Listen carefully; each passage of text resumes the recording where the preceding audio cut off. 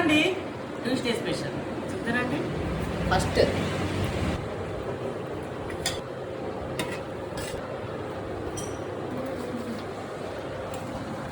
మినపపిండి బోండాలు,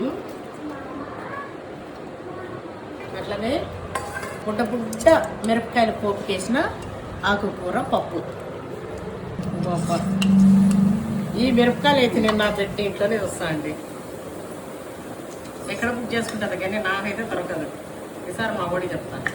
మా వాడికి చెప్తే లోకంలో ఏడా ఉన్నా కూడా కొండ మీద కోతిని కూడా తెచ్చిస్తాను నాకు. అయితే కొంతమంది ఆడపిల్లలు అమ్మగారింటి కోసం అత్తగారింటి దగ్గర చీప్ గా మాట్లాడిస్తుంటారు. అంటే మా ఇంట్లో అది లేదు ఇది లేదని చెప్పి పాపం అమాయకంగా. కానీ అమ్మగారు పరుగు పోతే అత్తగారింట్లో మీకు కూడా విలువ ఉండదు తల్లి. నేను ఇది ఎందుకు ఎగ్జాంపుల్ చెప్తున్నానంటే చూసిన కాబట్టి చెప్తున్నా. ఎందుకంటే కొంతమంది పిల్లలు అమాయకంగా ఉన్నది ఉన్నట్లు చెప్పేస్తుంటారు. అది నిజమే అయినప్పటికీ అత్తగారింట్లో వాళ్ళకి విలువ ఉండదు. వాళ్ళ అమ్మగారికి విలువ లేకపోతే ఆ బిడ్డకు కూడా విలువ ఉండదు. అట్లా నటిస్తారు. ఆమె చెప్పేంత వరకు చెప్పించుకుంటారు. తర్వాత నీ అమ్మగారికి ఇది గెతలేదు అది గెతలేదని రోజు తెప్పి పొడుస్తుంటారు.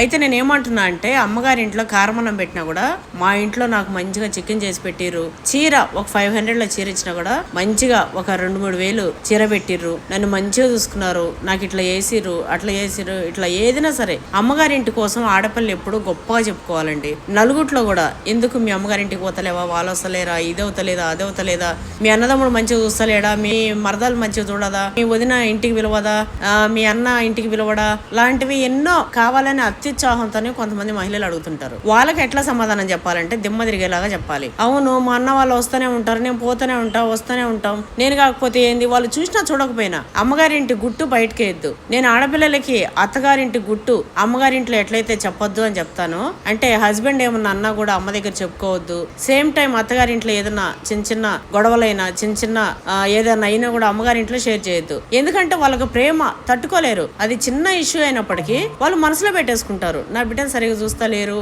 అని చెప్పి ఇట్లా ఏదో మనసులో పెట్టుకుంటారు.